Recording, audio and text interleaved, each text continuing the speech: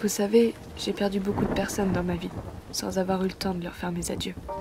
Et tous ces gens qui nous sont chers, on les croit immortels parce qu'on ne peut pas, ou plutôt on ne veut pas, imaginer notre vie sans eux. Alors que du jour au lendemain, ils peuvent disparaître. En un claquement de doigts, ils peuvent partir sans ne jamais revenir, rejoignant tout là-haut le ciel, et se faisant une petite place parmi ces étoiles, laissant derrière elles des traces uniques de leur passage. On ne profite pas assez de leur présence. Je n'ai pas assez profité de la tienne surtout. À croire qu'on s'en fiche parce qu'on pense qu'ils resteront à nos côtés pour toujours. Mais la vérité c'est que lorsqu'ils s'en vont pour de bon, notre monde s'arrête brutalement de tourner.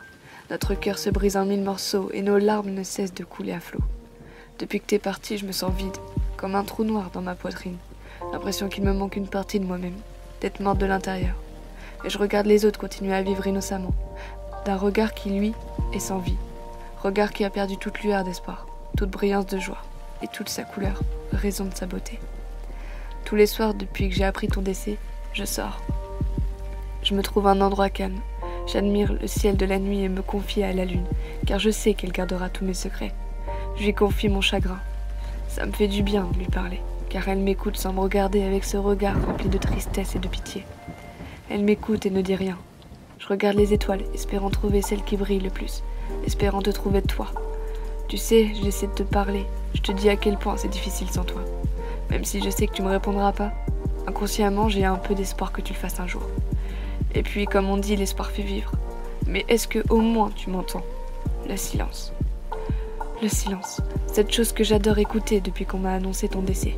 Le ruissellement d'eau, le chant des oiseaux. Tout cela me fait un bien fou, contrairement au bruit insupportable des voitures. Des gens me posant tous les jours la même question. Est-ce que ça va? Tu arrives à continuer de vivre normalement? Mais à quoi ressemble une vie normale sans toi?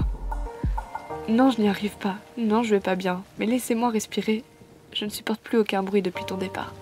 À part le silence lui-même. Comment imaginer perdre une personne dont la place dans notre cœur est supérieure à notre estime de nous-mêmes? Comment je peux imaginer la voir la veille, souriante, en train de rire, à en avoir mal au ventre, croquant la vie à pleines dents sans se soucier de l'avenir? Et aujourd'hui, plus rien. Elle n'est plus de ce monde et ne reviendra jamais. Qu'on le veuille ou non, il faut accepter que la vie ait décidé de reprendre son âme afin de laisser la place à une autre dans le monde. Mais c'est si difficile de devoir partir. De voir partir une personne qu'on chérissait plus que tout. J'aimerais que tout ça ne soit qu'un cauchemar. Que d'une minute à l'autre, je me réveille et je te vois en vie et en bonne santé. J'aimerais que tu me fasses un câlin. Toi qui aimais tant les câlins. Je t'en ai pas fait assez, je suis désolée. Vraiment désolée. Si je pouvais remonter le temps, crois-moi que je le ferais. Un jour, j'ai lu quelque part que c'est quand on perd une personne qu'on se rend compte de sa vraie valeur à nos yeux. J'ai jamais vraiment compris et été d'accord avec cette phrase. Et pourtant, maintenant que je l'ai perdue, maintenant que je t'ai perdue, je comprends tout son sens. Et cette phrase n'a jamais été aussi vraie que maintenant. Je n'étais pas prête à devoir partir si tôt, tu sais. Il y a tellement de choses que j'aurais voulu te dire, mais à chaque fois je reportais au lendemain, pensant te revoir. Tellement de choses encore à partager avec toi. Et je me rends compte maintenant, trop tard, que j'aurais dû te les dire quand j'en avais eu l'occasion. Chaque fois que je te voyais, je savais pas trop quoi te dire. On parlait de tout et de rien, du beau temps et de la vie. Maintenant que t'es plus là, j'ai un tas de choses en tête, un tas de conversations que j'aurais aimé partager avec toi, que je pourrais jamais avoir. Le plus dur, c'est de ne pas savoir si tu as souffert ou si au contraire, tu as été soulagé. Si tu savais comme je t'en veux d'être partie sans avoir eu l'occasion de me dire au revoir. Enfin, j'en veux surtout à la mort, de t'avoir arraché à mes bras, de t'avoir volé de la sorte, sans que tu me demandes rien. Promis, je ne t'oublierai pas. Je te garde au chaud dans mon cœur. Peut-être qu'au fur et à mesure des années, ma mémoire commencera à t'effacer, et les souvenirs que j'aurai de toi commenceront à devenir flous. Mais mon cœur, lui, ne t'effacera ni ne t'oubliera.